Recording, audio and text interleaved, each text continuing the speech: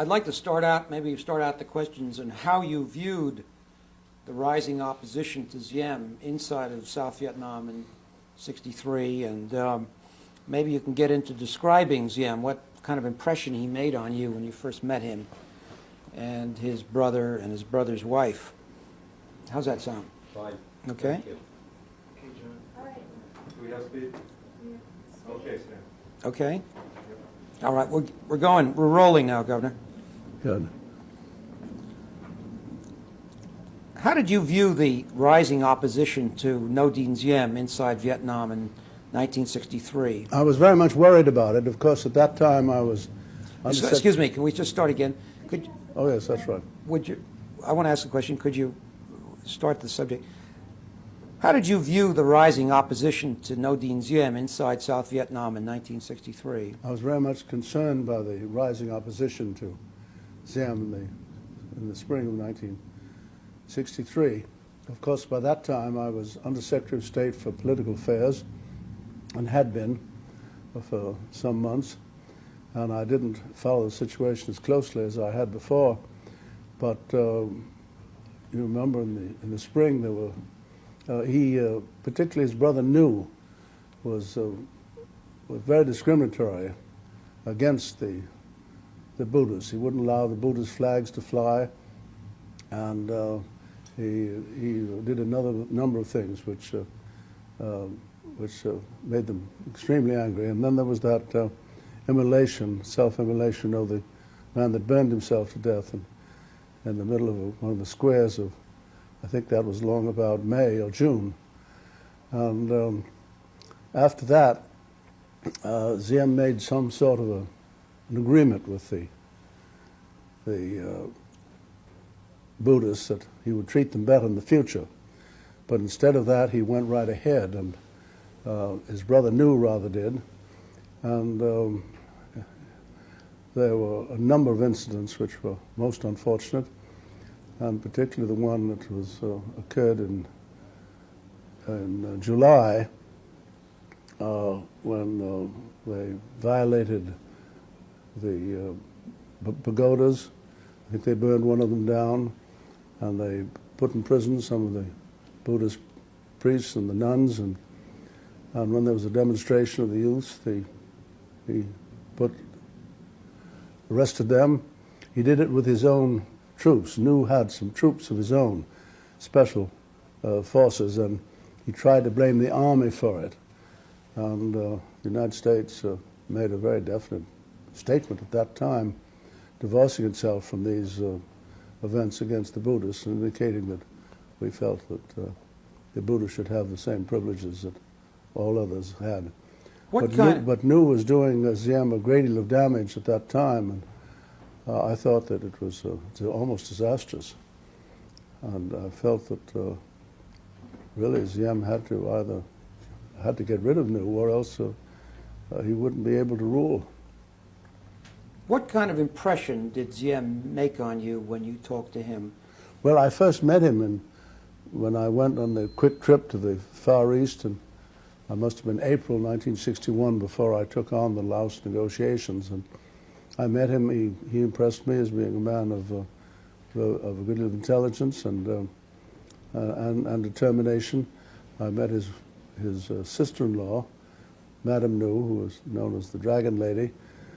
She was a very charming lady at the time.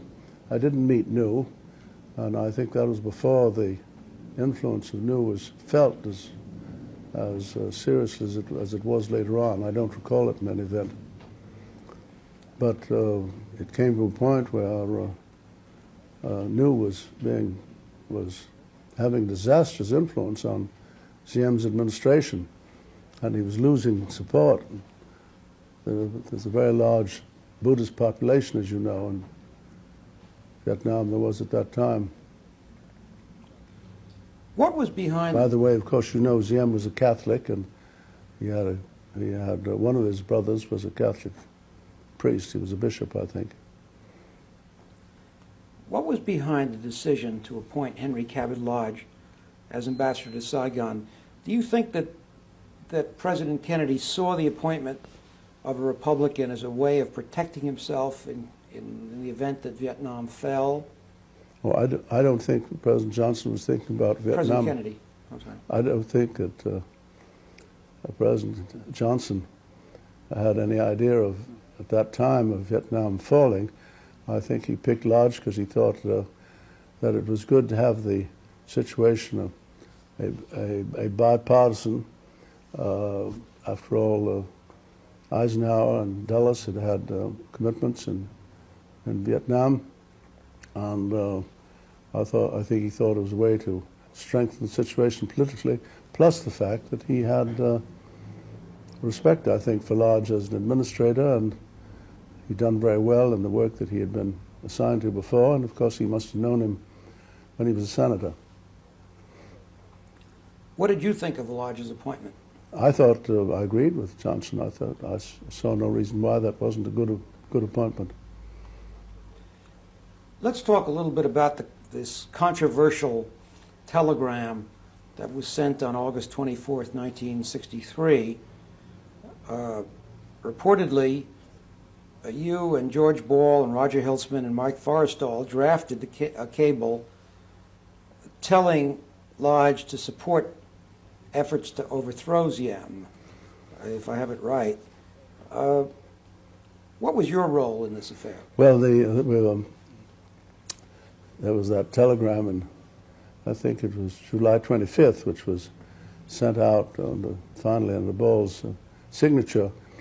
As I recall it, Hilsman, who was Assistant Secretary of State for the Far East, and Mike Forrestal, who was the President's advisor on the Far East, came to me.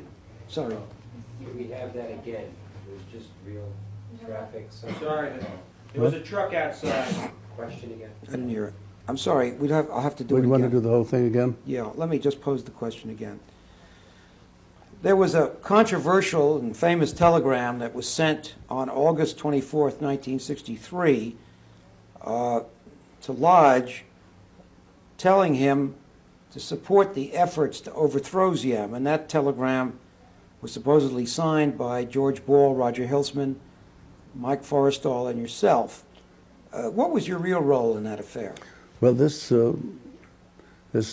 telegram of July 24th was drafted by Hilsman, I think, and I don't know what part Forrestal had in it.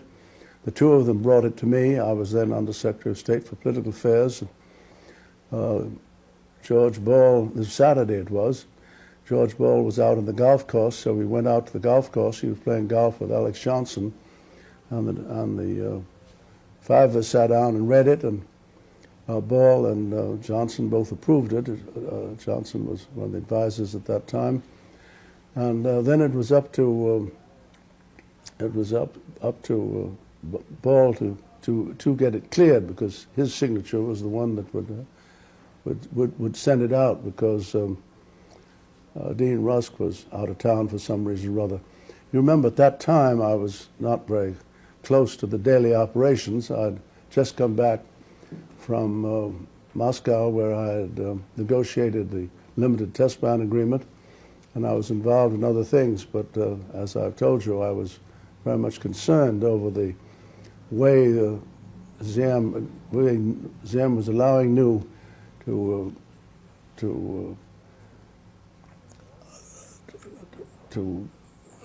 get all of the Buddhist population against him. And it was very serious. Now, this telegram, as I recall, it gave a larger choice of talking to, not a choice, but a line of action. He first was to talk to Diem about removing New. And nobody, I think, had any objection to Diem wanted to get rid of Diem if New was eliminated, and his wife was eliminated. His wife had been playing a very bad role in prejudicing a great many people by her behavior. I'm sorry, but I think if you use the word eliminated there, it's going to have a very wrong connotation. Oh yes, we better stop the word eliminated. All right, let's just do it. Do it Let again. me start it again, may I? Stop on the track. Yeah, forget this and say that There's a, The siren in people talking on the phone. All right, so let's just stop. Okay, stop. We'll start the whole thing again. Yes. This telegram, Just a second.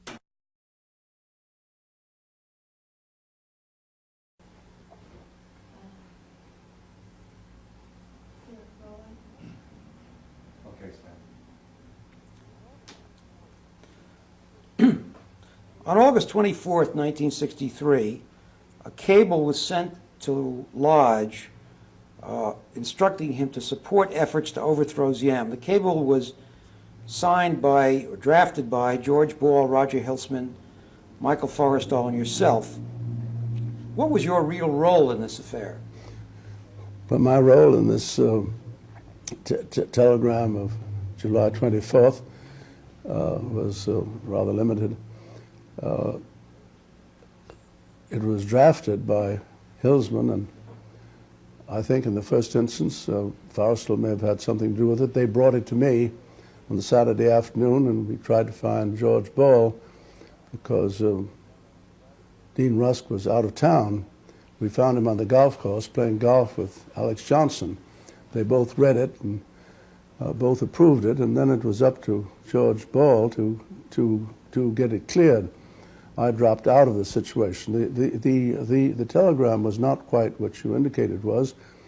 It was instructions not instructions, but suggestion to him that he should talk to Ziem about getting rid of his brother Nu. His brother Nu was antagonizing the Buddhist population. He had been responsible for violating the pagodas and arresting the nuns and the priests, and in other ways discriminating against them.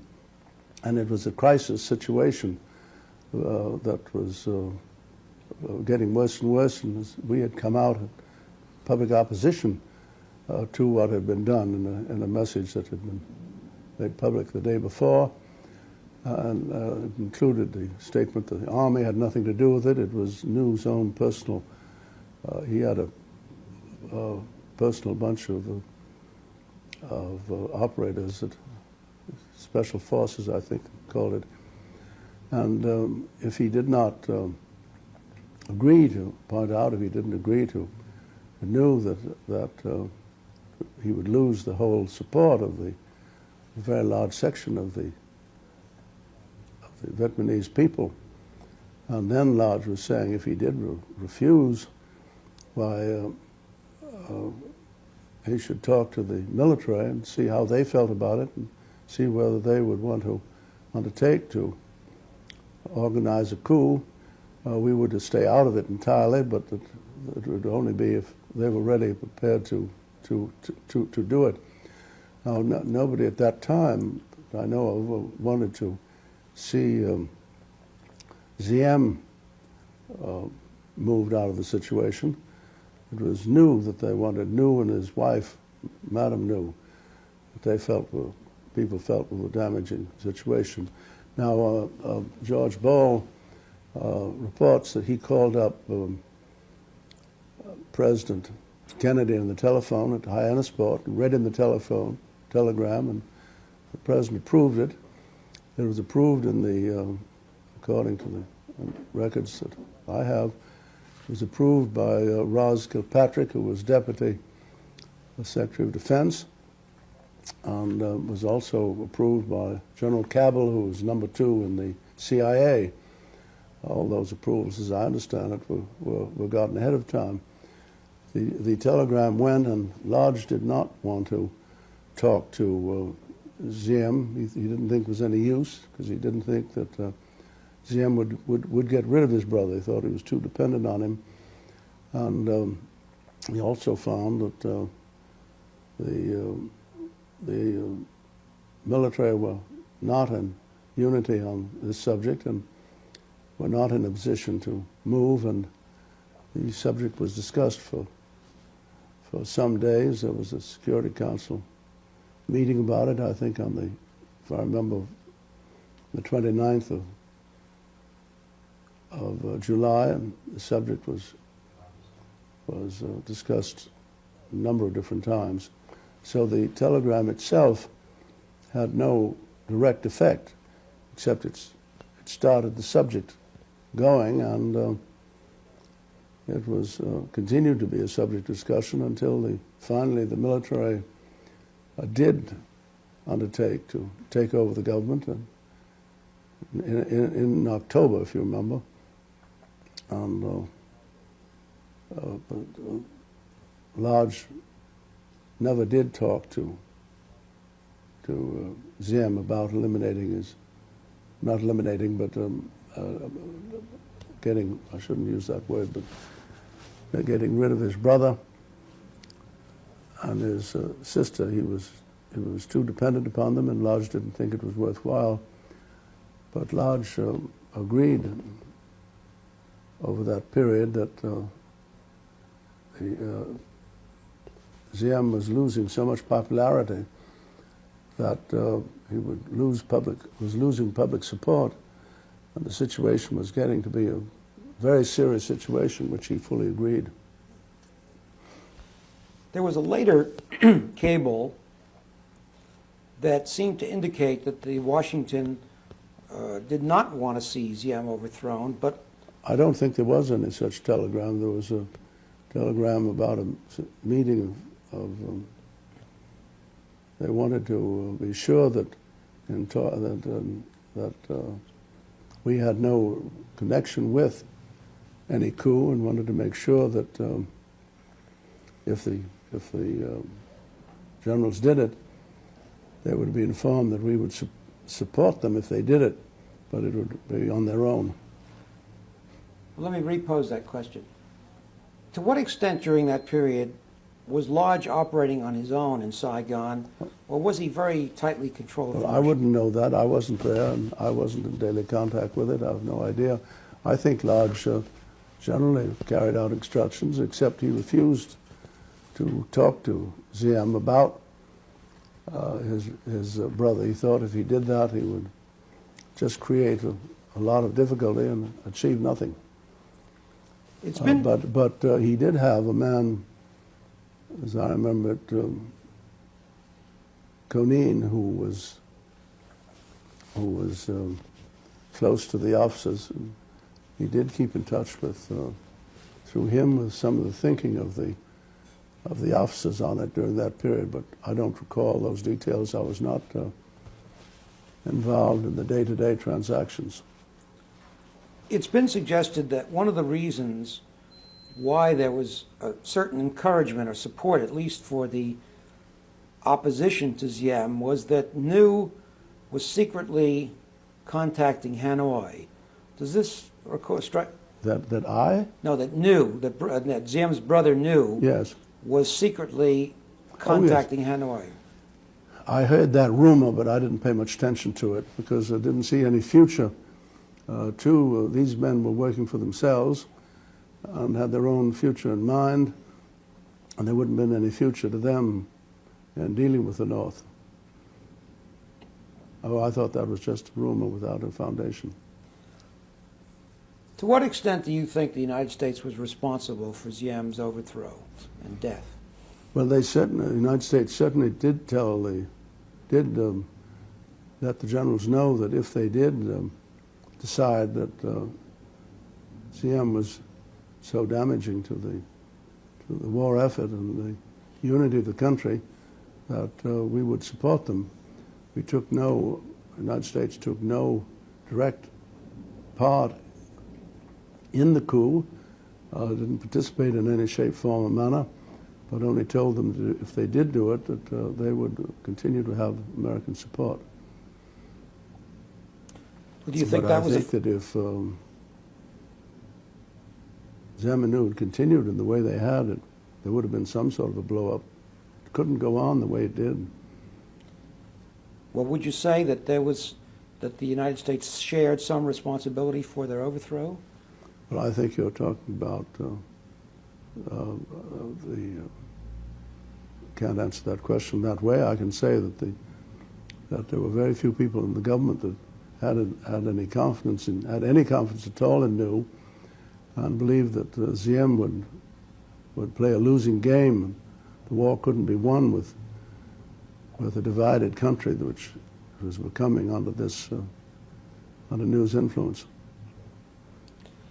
But in looking back, do you think that Ziem's overthrow and the role that the United States played in that, however indirect that role might have been, deepened the American commitment to Vietnam? Did that get us on the way to more involvement?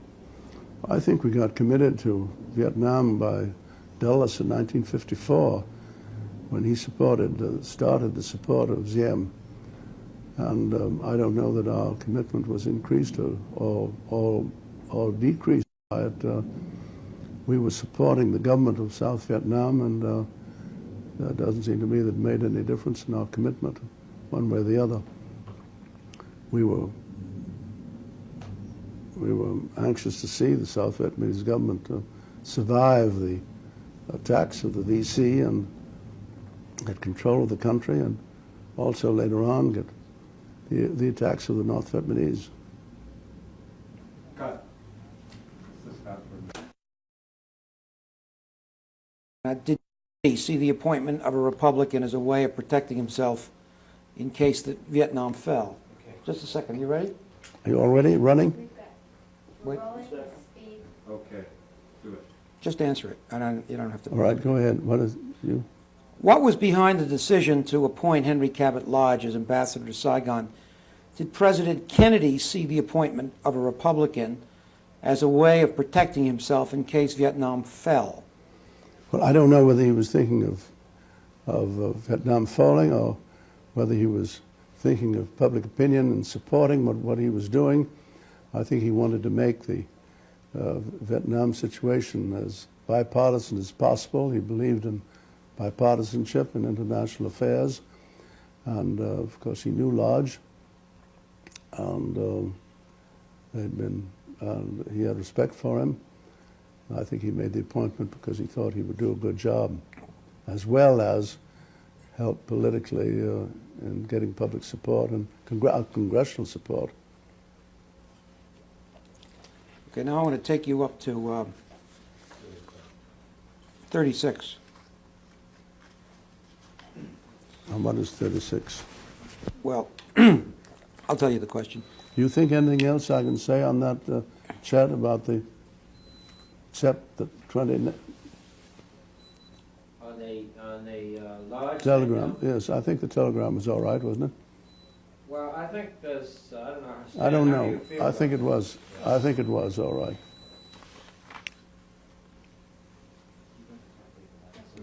I don't want to go all over that again. Okay. What? Only when Let me- adjustments are made. When we have adjustments, Let me talk. What was I going to say?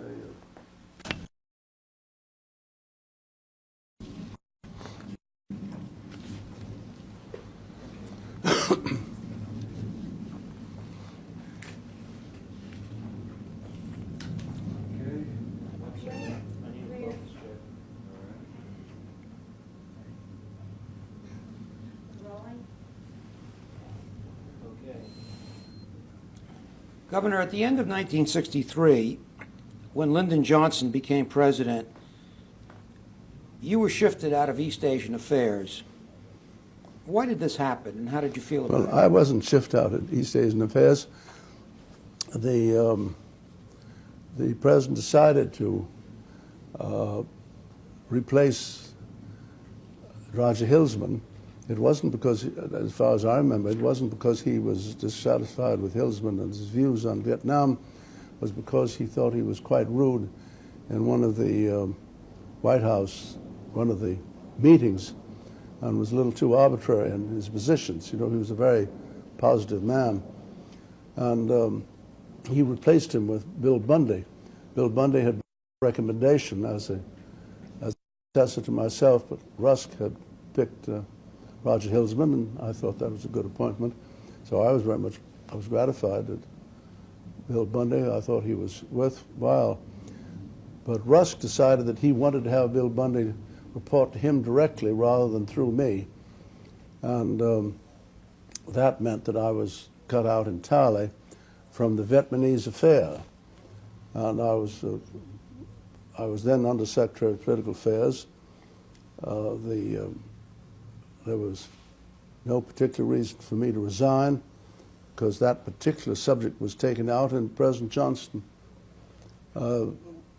asked me to pay special attention to Africa. He thought African affairs were being neglected, and I had the whole world to deal with, except Vietnam. I was taken out of Vietnam, but not Far East at all. I went to Australia. I had problems with Stan Karnow. I had problems with Malaysia. There were all sorts of problems that I was involved in, which I was concerned with, which were important to Korea, of course. And Vietnam, not Vietnam, but Taipei. So that I had plenty to do, but I was not involved in any of the decisions. I stayed out of it completely, and I think that Dean Rusk didn't agree with some of the things I thought about Vietnam, and I was very glad to be active in other matters, and therefore I could not talk about what happened in those following days until the President asked me to get involved in trying to get peace going. And then I became very much involved in that subject. I'm going to get to that in a minute. I just want to ask you one more question about the Johnson administration in Vietnam. Wasn't there at that time a tendency in Johnson's part to shift the center of policy making and control out of the State Department and into the White House on Vietnam?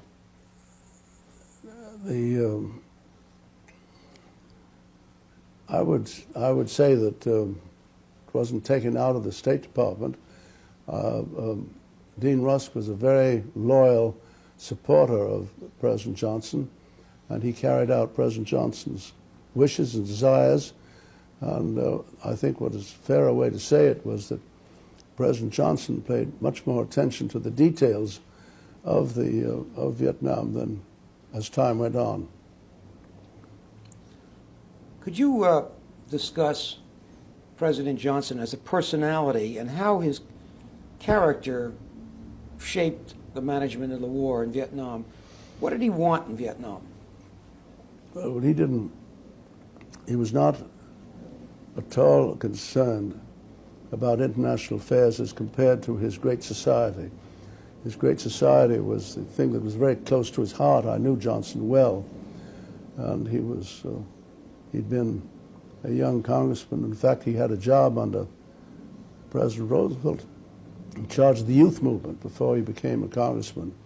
And there was unfinished business of the New Deal and the Fair Deal, and he wanted to see that carried through. And he had the ability to get legislation which no other president had because of his experiences as majority leader of the Senate. And he used to talk to me about some of his plans, and he was very proud of the improvement in education, which he'd been a school teacher himself. These things were very close to his heart. And his civil rights legislation, for a Texan, his views on civil rights were extraordinarily liberal. And the Medicare, and he was, which President Truman had been trying to get through Congress unsuccessfully. And he did a very generous thing. He went to Mr. Truman at Independence and had that piece of legislation which Truman had worked for signed in Truman's library. So I can say that his emotions were involved with he'd never had too much experience with international affairs. This thing was forced on him. He was a man of action. He wanted to see it won, and wanted to see it. He had some advisors that told him that no president ever lost a war. That was red meat for a Texan.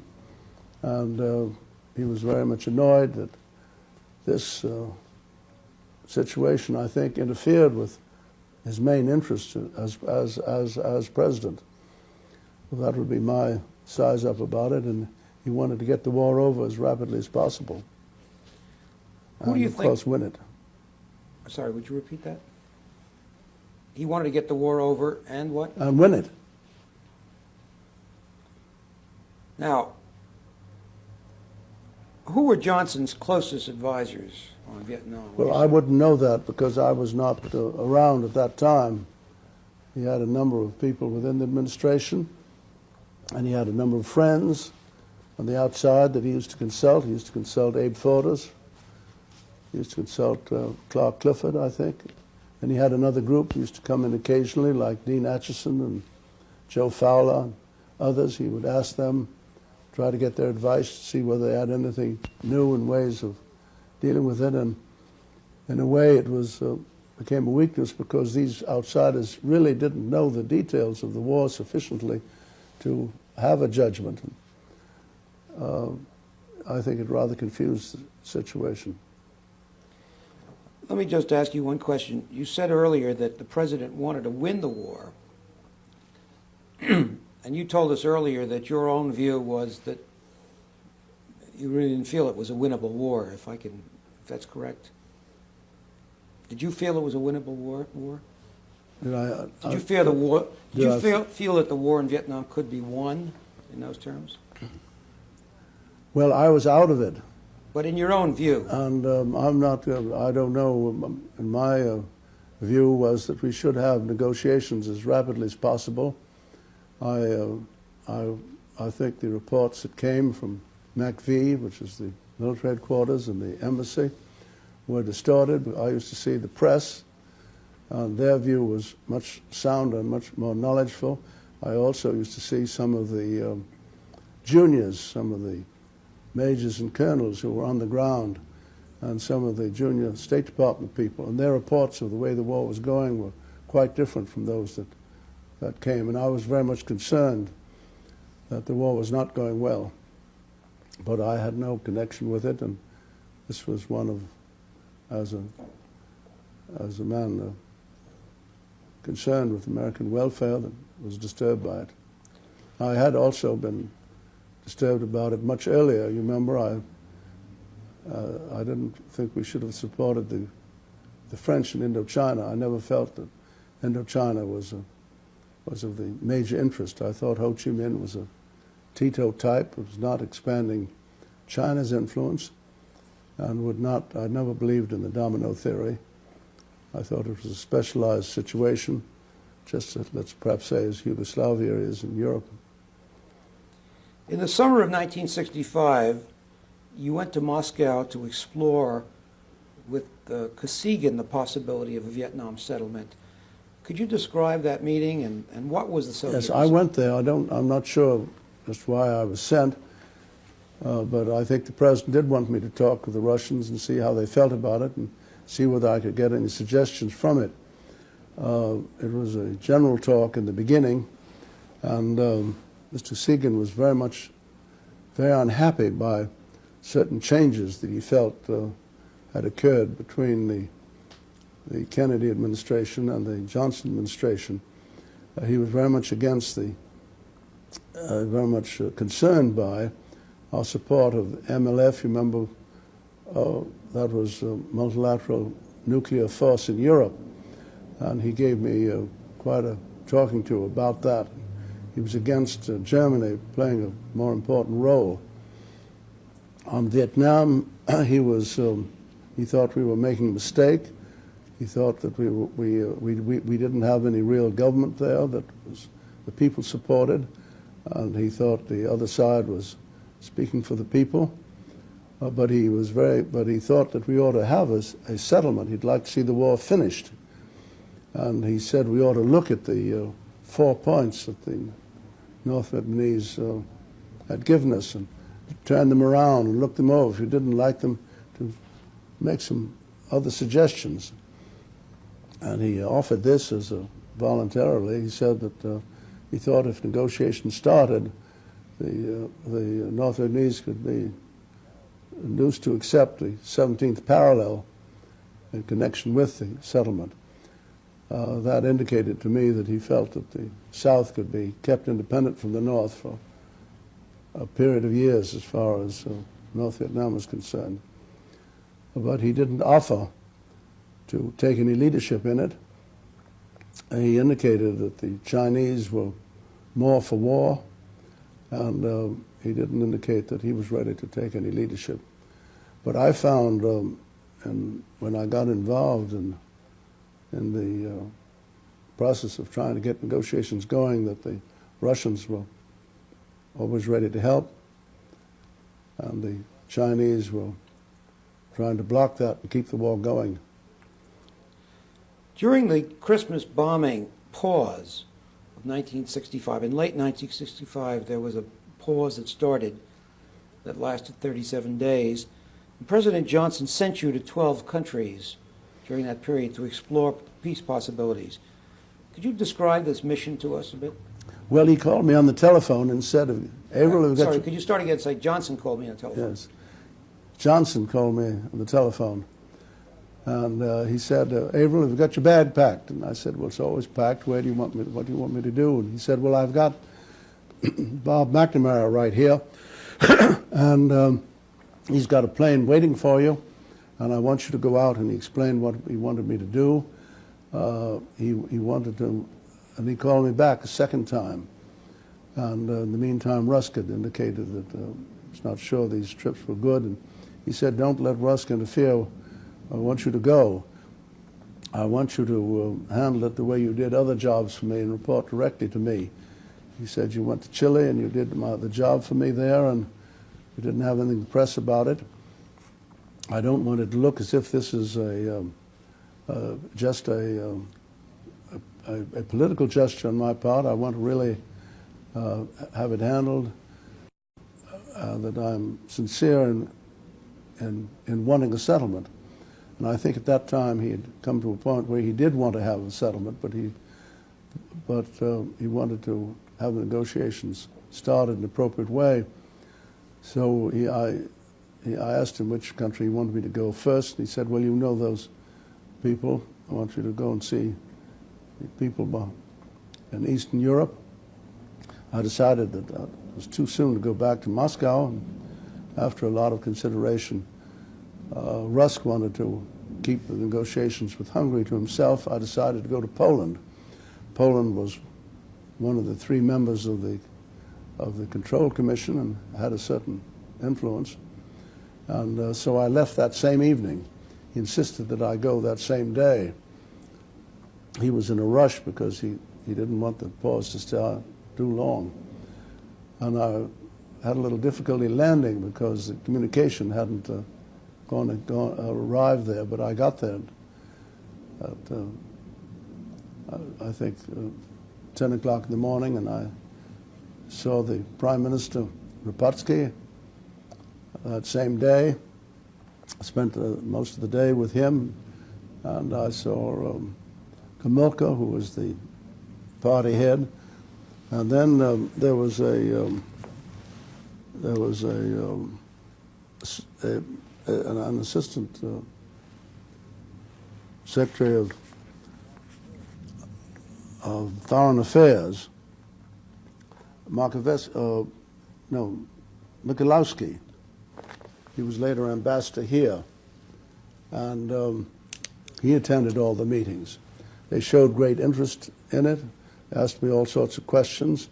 I used the 14 points that Rusk had just pronounced, which stated our position very fairly and indicated that we were quite ready to negotiate, and they took it seriously.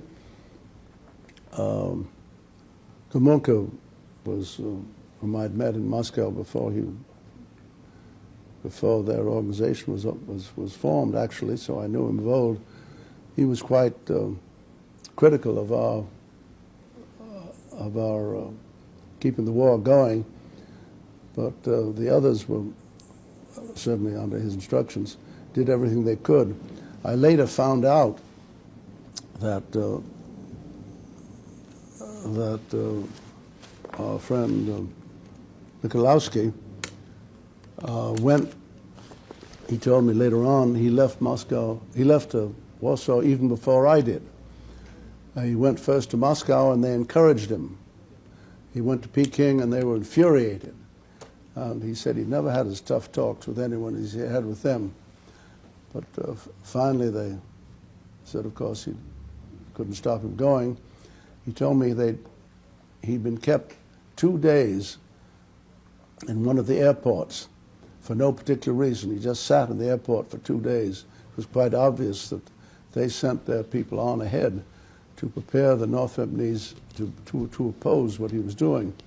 He reported that he was there for 2 weeks, and they began to weaken as he kept talking to them about it, and he thought that if we'd kept the pause going for a couple of months, they might have changed.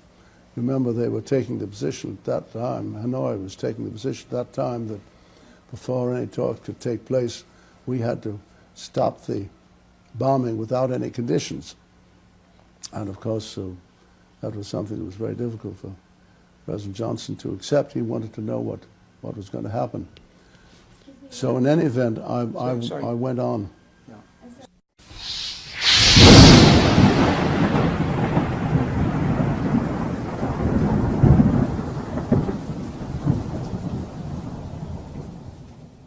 To appoint Henry Cabot Lodge as ambassador to Saigon. Do you think that President Kennedy saw the appointment of a Republican as a way of protecting himself in the event that Vietnam fell? Well, I don't think President Johnson was thinking about Vietnam. President Kennedy, I'm sorry. I don't think that President Johnson had any idea of, at that time, of Vietnam falling. I think he picked Lodge because he thought that it was good to have the situation of a bipartisan. After all, Eisenhower and Dulles had commitments in Vietnam, and I think he thought it was a way to strengthen the situation politically, plus the fact that he had respect, I think, for Lodge as an administrator, and he'd done very well in the work that he had been assigned to before, and of course he must have known him when he was a senator. What did you think of Lodge's appointment? I thought I agreed with Johnson. I thought I saw no reason why that wasn't a good appointment.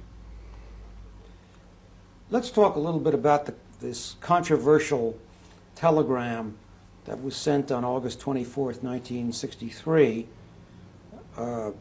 Reportedly, you and George Ball and Roger Hilsman and Mike Forrestal drafted a cable telling Lodge to support efforts to overthrow Diem, if I have it right. What was your... All others had. What But New was doing Diem a great deal of damage at that time, and I thought that it was almost disastrous. And I felt that really Diem had to get rid of New, or else he wouldn't be able to rule. What kind of impression did Diem make on you when you talked to him? Well, I first met him when I went on the quick trip to the Far East, and I must have been April 1961 before I took on the Laos negotiations. And I met him. He impressed me as being a man of a good deal of intelligence and determination. I met his sister-in-law, Madame New, who was known as the Dragon Lady. She was a very charming lady at the time. I didn't meet New, and I think that was before the influence of New was felt as seriously as it was later on. I don't recall it in any event. But it came to a point where New was having disastrous influence on Diem's administration, and he was losing support. There's a very large Buddhist population, as you know, in Vietnam. There was at that time. What was behind... By the way, of course, you know, Diem was a Catholic, and he had one of his brothers was a Catholic priest. He was a bishop, I think. What was behind the decision, your role in this affair? Well, there was that telegram, and I think it was July 25th, which was sent out finally under Ball's signature. As I recall it, Hillsman, who was Assistant Secretary of State for the Far East, and Mike Forrestal, who was the President's advisor on the Far East, came to me. Sorry. Can we have that again? It was just real traffic. Sorry, there was a truck outside. Question again. I didn't hear it. I'm sorry. I'll have to do it Would you again. want to do the whole thing again? Yeah, let me just pose the question again. There was a controversial and famous telegram that was sent on August 24th, 1963, to Lodge, telling him to support the efforts to overthrow Ziem, and that telegram was supposedly signed by George Ball, Roger Hillsman, Mike Forrestal, and yourself. What was your real role in that affair? Well, this telegram of July 24th was drafted by Hillsman, I think, and I don't know what part Forrestal had in it. The two of them brought it to me. I was then Under Secretary of State for Political Affairs. George Ball, this Saturday it was, George Ball was out on the golf course, so we went out to the golf course. He was playing golf with Alex Johnson, and the five of us sat down and read it, and Ball and Johnson both approved it. Johnson was one.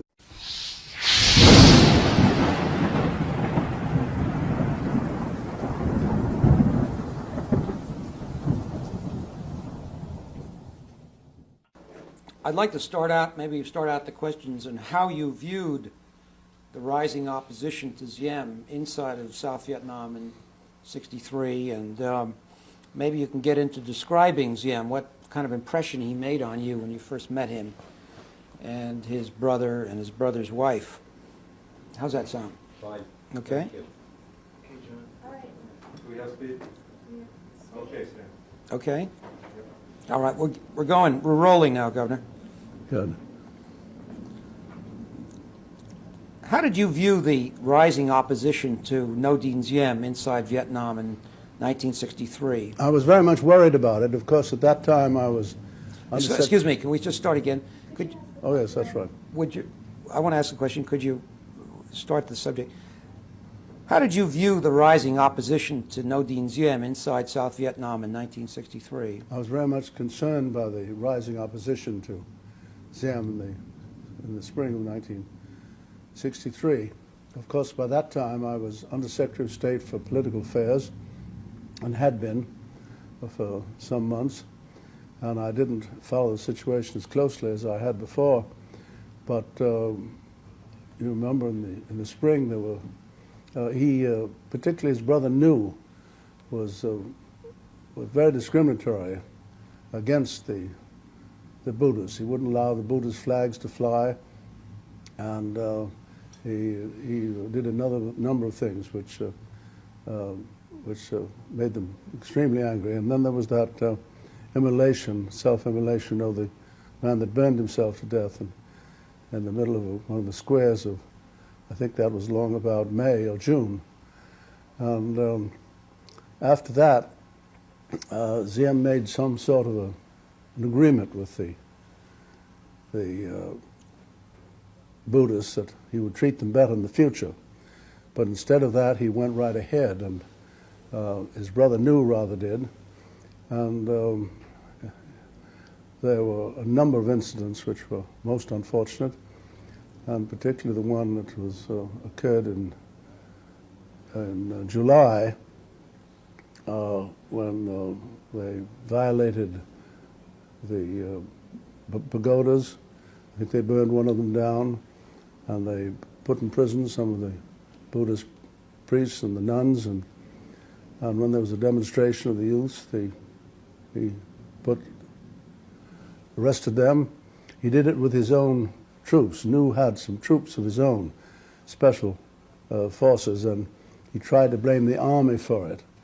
And the United States made a very definite statement at that time, divorcing itself from these events against the Buddhists, and indicating that we felt that the Buddha should have the same privileges.